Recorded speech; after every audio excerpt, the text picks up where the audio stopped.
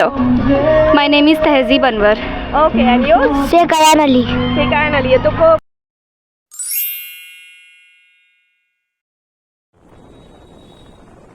রবিবারের বিকেলবেলা ফুরফুরে মেজাজ বেরিয়ে পড়েছি ঘুরতে। আজকের ডেস্টিনেশনে পৌঁছতে গেলে হাওড়া ব্রিজ ক্রস করতে লাগে, তাই মা গঙ্গার আশীর্বাদ নিয়ে আর হাওড়া ব্রিজের মনোরম দৃশ্য ক্যাপচার করতে করতে এগিয়ে পড়লাম আমাদের গন্তব্যস্থানের দিকে।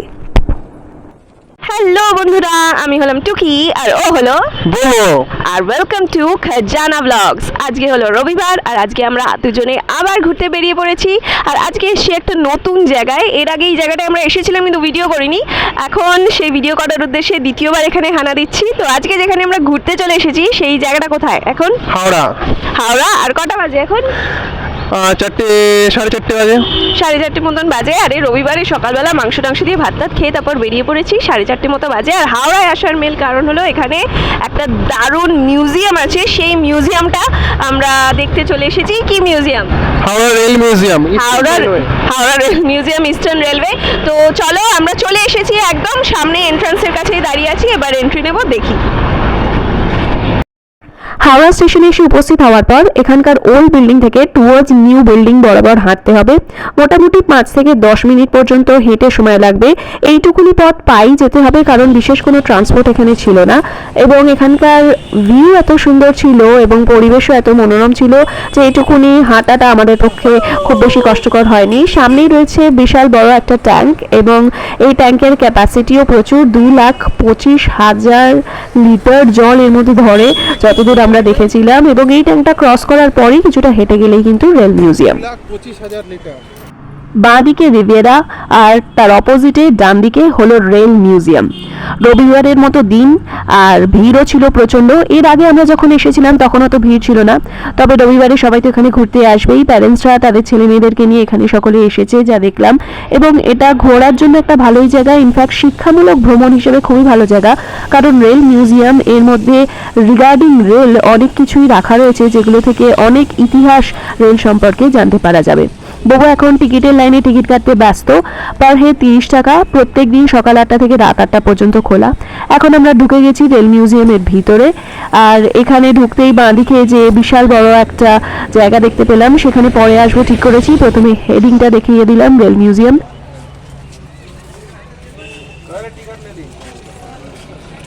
আমরা এখন চলে এসেছি হাওড়া রেল মিউজিয়ামে।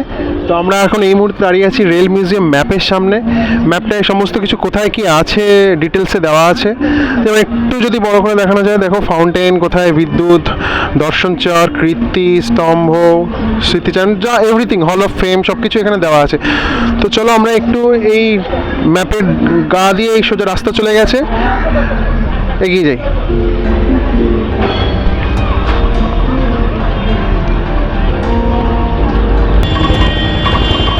এই যে তোমরা দেখতে পাচ্ছ টয় ট্রেন যাচ্ছে। ওয়াও, এখানে কিন্তু বসে যাচ্ছে 3টে কিন্তু কামরা মতো আছে, 3টে বসার জায়গা, 3টে কামরা, খুব সুন্দর। তোমাদেরকে বলে রাখি, এই যে বাগান পার্ক আর সুন্দর করে সাজানো গোছানো, এটা কিন্তু 2006 সালে কিন্তু এই মিউজিয়ামটা তৈরি হয়, জনসাধারণের জন্য খুলে দেওয়া হয়। এখানে দেখো ছোট ছোট বাচ্চারা খেলছে। প্রথমে ঢুকতেই নজরে পড়লো একটা মেশিনারি। এটি হলো স্টিম বয়লার বা steam engine driven lead machine. এটা 1908 সালে তৈরি হয়েছিল এবং এটা বার্মিংহাম শহরে তৈরি হয়েছিল। এটি 20 শতাব্দীর প্রথম দিকের মেশিনারি এবং এটা দেখলে বুঝতে পারবে যে এটা কতটা সরল সিম্পল একটা মেশিন। দেখো, এটা হচ্ছে স্টিম ইঞ্জিন আর তার সামনে steam engine driven lead machine পুরোটাই এখানে রয়েছে। এবং এটা কতটা পুরনো আজকে এটা আমরা চোখের সামনে দেখতে পাচ্ছি, এখানে সংরক্ষিত করে রাখা হয়েছে। ইঞ্জিনের বা মেশিনারির বা রেল যখন স্টার্ট হচ্ছে একদম শুরুতে যে ধরনের মেশিনস ইউজ করা হতো সেগুলোই এখানে সমস্ত কিছু এক করে রাখা হয়েছে। এরপরে আমরা এগিয়ে যাচ্ছি আরও সামনের দিকে। এখানে দেখছি বিভিন্ন ফ্যামিলিজরা এসেছেন এবং তাদের বাচ্চারা খুব ভালোভাবে খেলা করছে। তারই মাঝখানে এখানে দেখতে পাচ্ছি একটা সৌধ মতো রয়েছে। এটি হলো কীর্তিস্তম্ভ।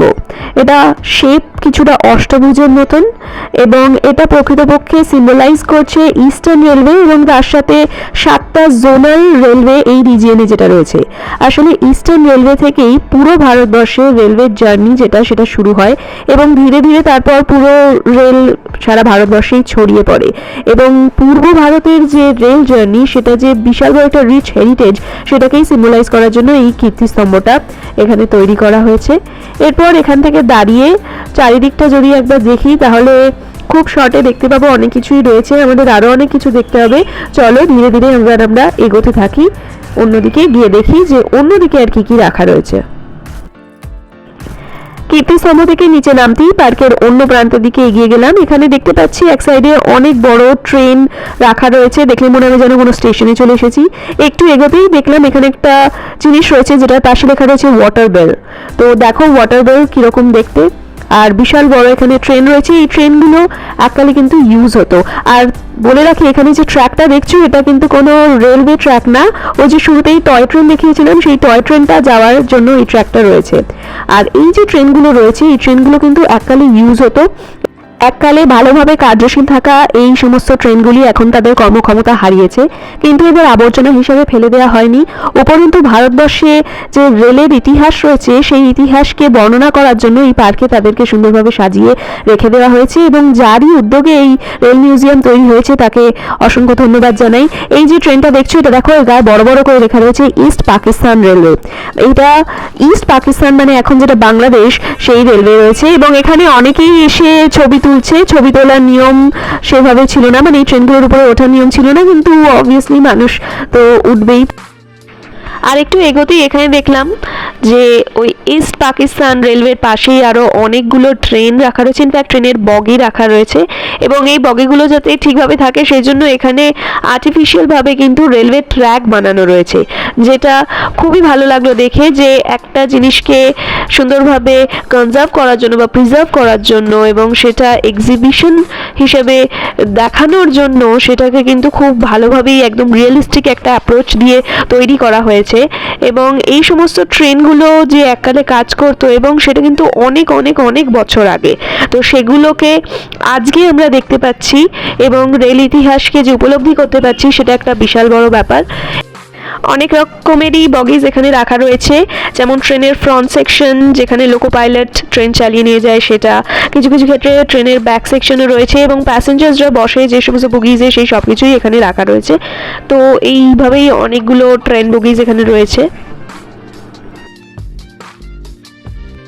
এই সকল লোহা দিয়ে নির্মিত গাড়ি এবং এই সকল বড় বড় চাকাগুলি সেই বিংশ শতাব্দী থেকে ভারতবর্ষকে গতিশীলতা প্রদান করে এসেছে এবং আজকে যে ভারতবর্ষ এত দ্রুত বেগে বিশ্বের দরবারে সকলের থেকে অনেক জোরে এগিয়ে যাচ্ছে তার পেছনে এই সব বড় বড় চাকাগুলোর ভূমিকা কিন্তু অনস্বীকার্য। এখন যে যন্ত্রটা আমরা দেখছি এটা হলো শান্টিং স্টিম লোকোমোটিভ 3134। এটা ইউকেতে 1915 সালে তৈরি হয়। এটির হুইল অ্যারেঞ্জমেন্ট হচ্ছে 060 এবং এটির মাধ্যমেই ইস্টার্ন রেলওয়ে পুরো ভারতবর্ষে ন্যাভিগেট করতে পারত। এই যুগে বাষ্প ছিল ভারতীয় রেল ব্যবস্থার প্রাণবিন্দু। বাষ্পকে কাজে লাগিয়ে বিভিন্ন উন্নত রকমের ইঞ্জিন তৈরি করেই কিন্তু ভারতের রেল ব্যবস্থা এগিয়ে এসেছে। এবারে আমরা পার্কের অন্যদিকে ক্রমশ এগিয়ে যেতে থাকি। এগিয়ে যেতে এখানে নজরে পড়লো ছোট একটা ঘর মতো করা রয়েছে যার উপরে লেখা রয়েছে বিদ্যুৎ। বিদ্যুৎ অর্থাৎ ইলেকট্রিসিটি, যা বুঝলাম। ট্রেন যেটা আগে বাষ্পে চলতো এখন সেটা ইলেকট্রিসিটিতে চলছে, মানে একটা বিশাল বড় যুগের পরিবর্তন, বিশাল বড় evolution in the history of railway. তো সেটা দেখা গেল। তো বিদ্যুতের সেটাই হচ্ছে ব্যবহার। আর এই যে ঘরটি ছিল এই ঘরটার মধ্যে এখানে বিভিন্ন রকমের যে সিগন্যালিং সিস্টেম সেটা হিস্ট্রিতে পুরো রেলওয়ে হিস্ট্রিতে রয়েছে সেগুলো দেখাচ্ছে। এখানে বিভিন্ন রকমের বেল রয়েছে, ঘন্টা আরও রকমের রাখা রয়েছে, এগুলো হচ্ছে সিগন্যালিং সিস্টেম এই রুমটার মধ্যে, সেটাই আমরা দেখেছি। এবং আরও এগিয়ে গেলে আমরা দেখতে পাচ্ছি যে ইলেকট্রিসিটিকে কাজে লাগিয়ে আরও উন্নত মানের যে সমস্ত কানেকশনস তৈরি করা হয়েছে সেগুলোরও একটা প্রদর্শনী এখানে করা রয়েছে। এখানে দেখা যাচ্ছে যে দেখো এখানে লেখা রয়েছে যে ট্রলি ল্যাডার। ট্রলি ল্যাডার জিনিসটা কি আমি জানি না, কিন্তু এখানে এখানে যে ভিডিওটা করেছি সেখানে দেখতে পাবে জিনিসটা কীরকম। হ্যাঁ, কারণ এখন তো আর বাষ্পের ট্রেন চলছে না, তো ইলেকট্রিসিটিকে কাজে লাগিয়ে কানেক্টিভিটিকে আরও উন্নত করা হয়েছে। তো সেইগুলো কীরকম জিনিস সেগুলো এখানে দেখানো হয়েছে। পার্কটি শিক্ষামূলক ভ্রমণের জন্য খুবই উল্লেখযোগ্য, কিন্তু এখানে তো ছোট শিশুরাও ঘুরতে আসে, তাই তাদের মনকে খুশি করার জন্য এখানে তাদের জন্য কিছু বিশেষ ব্যবস্থাও করা রয়েছে। একটা ট্রাম্পোলিন রয়েছে যেখানে অনেক বাচ্চারা লাফালাফি করছে, দেখতেই পাচ্ছ, আর এদিকে একটা স্লাইডস মতো রয়েছে। ঠিক আছে, চলো এবার আমরা এগিয়ে যাই। এগিয়ে যেতে এখানে আমরা এখন নিউ যে সমস্ত সিগন্যাল, যেগুলো আরও হাই কানেক্টিভিটি, সেই সম্পর্কে কিছু এখানে দেখতে পাচ্ছি। এটা হলো signal wire transmission lower quadrant. আর বাঁদিকে এখানে রয়েছে 4 numbers hanger for hanging sand bucket. মানে ট্রেনের মধ্যে শুধুমাত্র ইঞ্জিন যে ছিল তা নয়, তার সাথে সাথে আরও বিভিন্ন রকমের জিনিস, যেমন স্যান্ড বাকেট, এসব রাখার জন্য বিভিন্ন যে অ্যাক্সেসরিজ মেশিনারিজগুলো ছিল সেগুলোও এখানে দেখানো হয়েছে। এরপরে আমরা যে জায়গাটা দেখতে পেলাম সেটা হলো দূরসঞ্চার অর্থাৎ সিগন্যালিং সিস্টেম। মানে ইতিহাসের পাতায় ট্রেন যেমন উন্নতি লাভ করেছে, সেরকম সিগন্যালিং সিস্টেম উন্নতি লাভ করেছে। আগে যে সমস্ত সিস্টেম ইউজ হতো এখন আর সেগুলো ইউজ হয় না। তো বিভিন্ন ধাপে ধাপে যেভাবে সিগন্যালিং সিস্টেম ইউজ হতো সেগুলো নিয়েই এখানে একটা ছোট এক্সিবিশন মতন করা রয়েছে। তো এখানে দেখা যাচ্ছে বিভিন্ন রকমের সিগন্যালিং সিস্টেম রয়েছে, যেমন semaphore lead signal lamp, signal indicator, এখানে রয়েছে kerosene lead signal lamp, hand lamp signal, তারপর ইলেকট্রিক বেল। এইভাবে ধীরে ধীরে ইভলিউশন হতে থাকে in the history of Indian railway.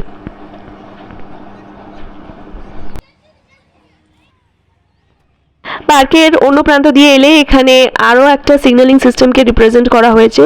এটা হলো আপার কোয়াড্রেন্ট সেমাফোর আর্ম সিগন্যাল।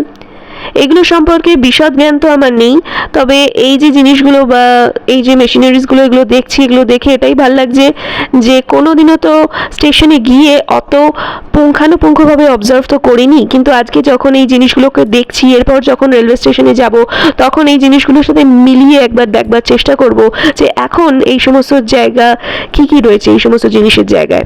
এখানে দেখতে পাচ্ছ একটা ছোট হাওড়া স্টেশনের একটা রেপ্লিকা রয়েছে। আমাদের হাওড়া স্টেশন যেরকম সেটারই একটা রেপ্লিকা রয়েছে।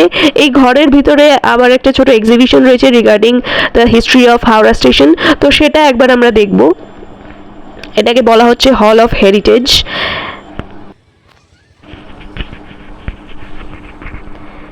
এই হল অফ হেরিটেজের মধ্যে প্রবেশ করতেই এখানে দেখলাম চারিপাশে হাওড়া স্টেশন সম্বন্ধিত বিভিন্ন জিনিসপত্র রাখা রয়েছে। প্রথমে ঢুকেই ডান দিকে দেখতে পেলাম যে হাওড়া স্টেশনের একটা ছোট কনস্ট্রাকশন এখানে বানানো রয়েছে, ওল্ড বিল্ডিং আর নিউ বিল্ডিংয়ের, এবং নিচে হাওড়া স্টেশন সম্পর্কে 2-4টে লাইন লেখা রয়েছে। এরপর এগিয়ে যেতেই এখানে দেখলাম অয়েল ল্যাম্প, কোনো কালে ইউজ হতো এই স্টেশনেই, সেটা এখানে রাখা আছে। তার পাশেই এখানে রয়েছে লিভার ফ্রেম মডেল, মানে রেলওয়ে ট্র্যাক যা ছিল সেই নিয়ে এখানে একটা ছোট মডেল রাখা রয়েছে, এবং পাশে রয়েছে নেলস টোকেন ব্লক ইনস্ট্রুমেন্ট। তো এই সমস্ত ইনস্ট্রুমেন্টগুলো এককালে হাওড়া স্টেশনের ইউজ হতো, এখন সেগুলো এখানে অ্যাজ আ হেরিটেজ রাখা রয়েছে। এরপর এখানে শোকেস রয়েছে যেখানে হাওড়া স্টেশনের বিভিন্ন সময়ের যে ছবি সেগুলো ড্র করা রয়েছে, এবং দেওয়ালের মধ্যেও হাওড়া স্টেশনের ওভারভিউ, বিভিন্ন টাইমে বিভিন্ন ভাবে হাওড়া স্টেশন এর যে রূপ সেটা এখানে ছবির মাধ্যমে তুলে ধরা হয়েছে। চারিপাশে সেটা রয়েছে, চিত্রপথের মাধ্যমেই ব্যাখ্যা করা হয়েছে বেশিরভাগ। হাওড়া স্টেশন থেকে প্রথম পাবলিক ট্রেন চালু হয় 1854 সালের 15ই আগস্ট, এবং ট্রেনটি যায় হাওড়া থেকে হুগলি পর্যন্ত। এবং এই স্টেশনটি কিন্তু পুরো ভারতবর্ষের মধ্যে সবথেকে পুরনো আর সবথেকে বড় আর ব্যস্ততম রেলওয়ে কমপ্লেক্স, এবং এটা শুধু ভারতবর্ষের মধ্যেই নয়, পুরো বিশ্বের মধ্যে একটি ব্যস্ততম এবং সবথেকে বড় রেলওয়ে স্টেশন। এখানে যে বিভিন্ন ছবিগুলো রয়েছে সেখানে 1914 সালের ছবি এবং বিভিন্ন সময়ের ছবি, Sealdah metamorphosis and the spread eastwards, কীভাবে শিয়ালদা স্টেশন তৈরি হলো সেই সম্পর্কেও এখানে অনেক কিছুই লেখা রয়েছে, এবং ফিউচার প্ল্যানস আর কী কী রয়েছে একটা ছোট করে এখানে লিখে দেওয়া রয়েছে। তো this is all about hall of heritage. এটা দেখতে পাচ্ছ AC ceiling fan, wooden blades, 220 to 225 250 volts, made in আমেরিকার তৈরি এই সিলিং ফ্যানটি, যেটা কাঠ দিয়ে তৈরি, কাঠের ব্লেড। আর এইটা this type of fan was service in Kanchrapara railway workshop around 1930 সালে এটা কাজ করতো, সচল ছিল। হল অফ হেরিটেজ থেকে বেরিয়ে আসতেই দেখলাম যে হাওড়া স্টেশনের মিনিয়েচার, তার সামনে থেকেই টয় ট্রেনে সবাই উঠছেন। এরপর পার্কের দিকে আরও এগিয়ে যেতে থাকলাম। পার্কটা সত্যিই বিশাল বড় এবং খুব সুন্দরভাবে সাজানো, খুব সুন্দরভাবে এক্সিবিট করা হয়েছে হিস্ট্রি অফ ইন্ডিয়ান রেলওয়েকে। এখানে এগিয়ে যেতেই একটা রুম দেখলাম যেখানে লেখা রয়েছে বিরাসত। বিরাসত নামক এই ঘরটার মধ্যে রেলওয়েজের সাথে যুক্ত বিভিন্ন কর্মের মানুষের পুতুল তৈরি করে রাখা হয়েছে, যেমন স্টেশন মাস্টার, কুলি, এবং পুতুলগুলোর ইউনিফর্মও সেইভাবেই পরানো রয়েছে। সামনে আবার নামও দেওয়া রয়েছে। এখানে রয়েছে চকিদার। এরা সকলেই রেলওয়েজের কাজের সঙ্গে যুক্ত এবং এদের সকলের কর্ম কিন্তু অত্যন্ত নির্দিষ্ট এবং অত্যন্ত রেসপন্সিবল কাজের সঙ্গে এনারা যুক্ত। তাই হয়তো এনাদেরকে ঐতিহ্য অর্থাৎ বিরাসত বলে উল্লেখ করা হয়েছে।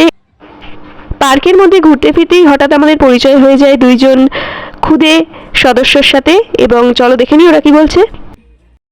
আচ্ছা, তো আমরা রেল মিউজিয়ামের এখানে ঘুরছিলাম, ঘুরতে ঘুরতে তো আমাদের পরিচয় হয়ে যায় দুজনের সাথে। আচ্ছা চলে আসো এদিকে, একটু এসো, কারণ এই গানটা নইলে চলে আসবে। তো আমাদের কার সাথে পরিচয় হয়েছে একটু বলো। My name is Tehzeeb Anwar. Okay, and you? Kayan Ali. সেকারান আলী। তো কোথা থেকে এসেছো? আমরা হলদিয়া থেকে এসেছি। হলদিয়া থেকে এসেছো। আর এটা কি ফার্স্ট টাইম না অন্য? হ্যাঁ, এই মিউজিয়ামে ফার্স্ট টাইম, বাট অ্যাকচুয়ালি কলকাতায় আমার মামা বাড়ি। কলকাতায় মামা বাড়ি। হুম। এখানে ঘুরতে এসেছো? হ্যাঁ হ্যাঁ। আচ্ছা, কেমন লাগলো পুরো মিউজিয়াম ঘুরে? পার্সোনালি খুবই ভালো লেগেছে, কারণ মানে আমরা আগে যে হিস্টোরিক্যাল যে ইভেন্টসগুলো এখন দেখতে পাচ্ছি আর হিস্টোরিক্যাল ট্রেনগুলো, আমার পার্সোনালি হিস্ট্রি খুব ভালো লাগে, তো এইসব দেখতে পাচ্ছি, তো দেখে খুবই ভালো লাগলো। ভালো লেগেছে? আর ওকে দেখো কিরকম এনজয় করছে। আমাকে প্রচুর ভালো লেগেছে। আচ্ছা,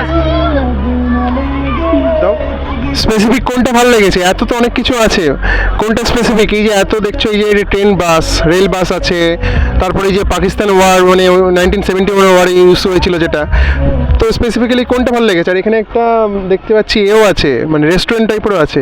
খাওয়া হয়েছে কিছু? না, এখনো খাওয়াইনি, জাস্ট এলাম, তো খাওয়া হবে। বাট পার্সোনালি আমার এই এরিয়াটা খুবই ভালো লাগলো। আচ্ছা আচ্ছা। হুম। তো তোমরা দেখছো খুব মানে ছোট আছো, কোন ক্লাসে পড়ো? আমার নিউ 10 চলছে এখন। ক্লাস 10। আর তোমার? নিউ 5। নিউ 5। এই নিউ কথাটার মানে কি? নতুন। আচ্ছা Start হয়েছে। আচ্ছা, নিউ সেশন স্টার্ট হয়েছে। বেশ বেশ, ঠিক আছে। কোন স্কুল?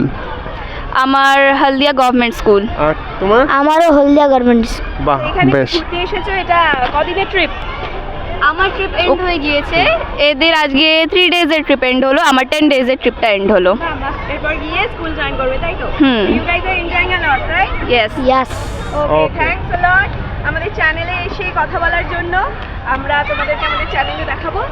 ইয়েস, অবশ্যই। Thank you. ঠিক আছে, ওকে। একটা গ্রুপ পিক তুলে নিই। হ্যাঁ হ্যাঁ। এটি হচ্ছে 30 টন ক্যাপাসিটির একটি হাইড্রোলিক ক্রেন। কোনো অ্যাক্সিডেন্ট হলে এই ক্রেন ব্যবহার করা হয়।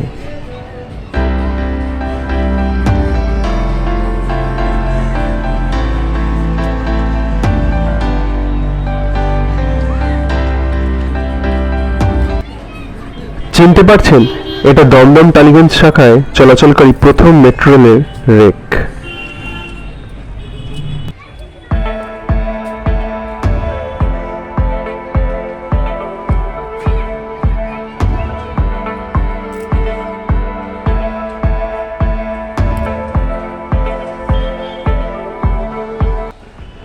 BK-13 1917 সালে ইংল্যান্ডের স্ট্র্যাফোর্ডে অবস্থিত WG বাকনাল অ্যান্ড কোম্পানি কর্তৃক এই ইঞ্জিনটি নির্মিত হয়। কাটোয়া বর্ধমান এবং কাটোয়া আহমেদপুর শাখায় এই ন্যারোগেজের ইঞ্জিনটি ব্যবহৃত হতো। 1992 সালে এর চলাচল বন্ধ করা হয়।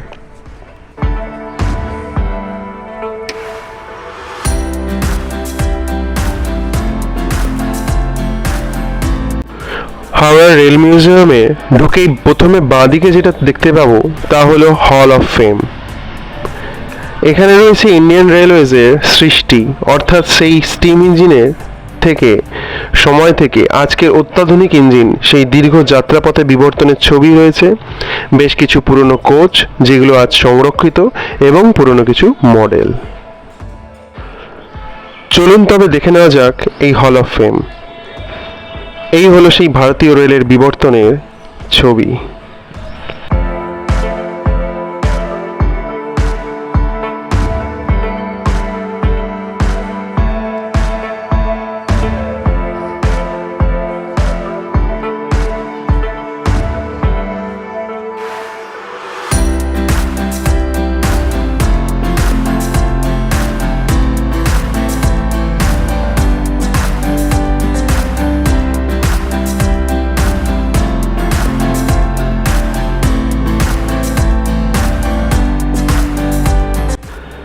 সামনে ইঞ্জিন সমেত যে ট্রেনের কোচটা দেখতে পাচ্ছেন, এটা কাঠের তৈরি ন্যারো গেজের ফার্স্ট ক্লাস কোচ। চলুন এই কোচটা একটু দেখে নেওয়া যাক।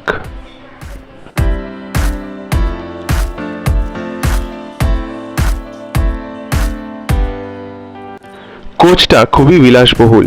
আগেকার দিনে অবস্থা সম্পন্ন ব্যক্তিরা এই কোচে বুক করে যাতায়াত করতেন। মাঝে সেন্টার টেবিলের ওপরে আছে কাপ, প্লেট, এমনকি একটা খাটও রাখা আছে। আপনারা দেখে নিশ্চয়ই বুঝতে পারছেন কতটা বিলাসবহুল ছিল এই ট্রেন যাত্রা।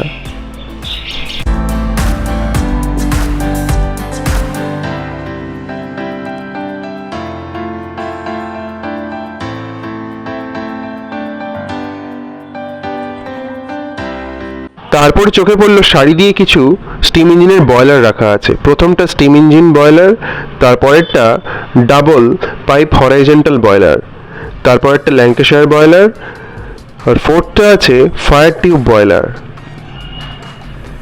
আর শেষেরটা হচ্ছে ভার্টিক্যাল বয়লার। সাধারণত বাষ্প লোকোমোটিভ বয়লার হলো একটি অনুভূমিক স্ট্রেট ফায়ার টিউব, যাতে রিভেটেড নলাকার বয়লার কোর্স ও একটি ফায়ার বক্স থাকে। এরপরে আমরা চলে এলাম আর একটা কোচে।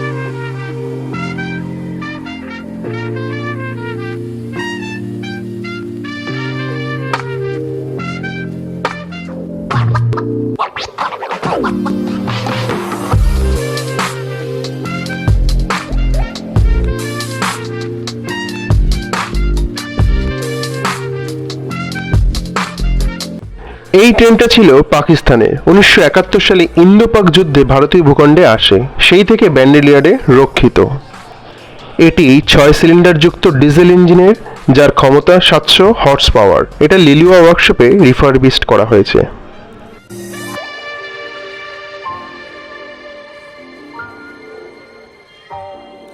এই কোচগুলোর পরেই রয়েছে কতগুলো মিনিয়েচার মডেল, যেগুলো একটু চট করে চোখ বুলিয়ে নেওয়া যাক। মডেল অফ ব্ল্যাক বিউটি থেকে শুরু করে model of HP 119 eastern railway silver অ্যালো, এটা একটি দ্বিতল কোচের মডেল। এর সাথে আরও একটি লোকোমোটিভ ইঞ্জিনের মডেলও রয়েছে। এটা যে ট্রেনের কোচ তা হলো ন্যারো গেজের স্টিম লোকোমোটিভ। এটা 1926 থেকে 1996 সাল অবধি ভারতীয় রেলে ব্যবহৃত হয়। এটা আগে দার্জিলিংয়ের পার্বত্য পাহাড়ি অঞ্চলে চলাফেরা করত। বর্তমান রেল মিউজিয়ামে তা স্থান পেয়েছে।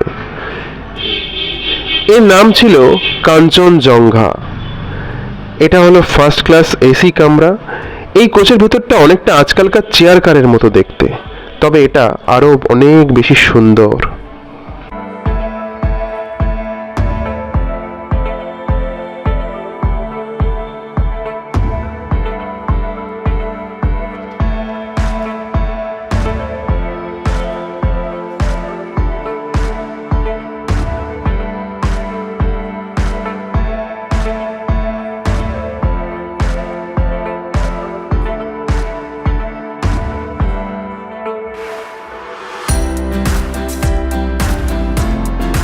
এই কোচগুলোতে ডেকোরেটিভ চীনামাটির পট, ওয়াশরুমের কমোড, চান করবার কল, শাওয়ার, বেসিন সব কিছুই আছে বন্দোবস্ত।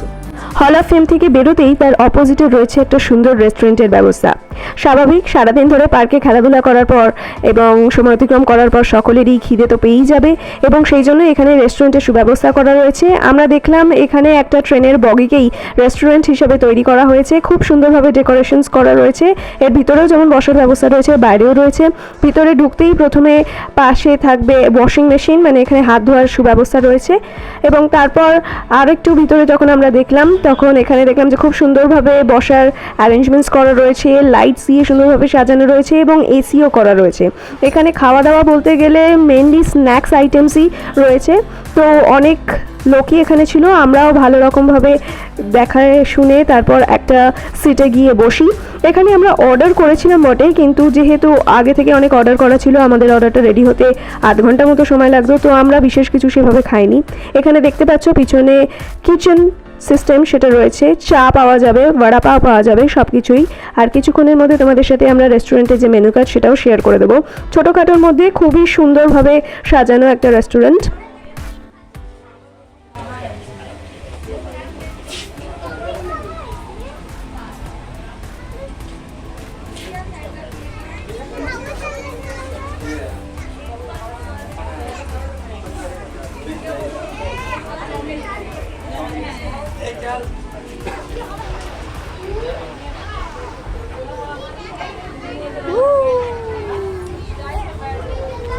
কোথায় যাচ্ছেন ট্রেনে করে?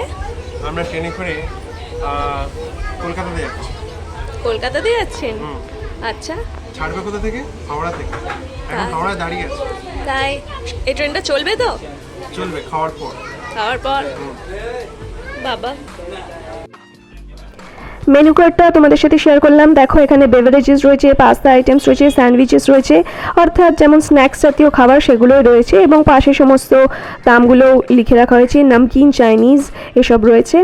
পুরো 2 ঘন্টা পার্কটা সম্পূর্ণভাবে ঘোরাঘুরি করার পর এখন বাজে 6:30 যখন আমরা বেরিয়ে আসার সময় তোমাদের সাথে আমরা কিছু ইনফরমেশনস আরও একটু শেয়ার করে দিলাম যে পার হেড টিকিটের দাম 30 টাকা এবং সকাল 8টা থেকে রাত 8টা পর্যন্ত খোলা রয়েছে।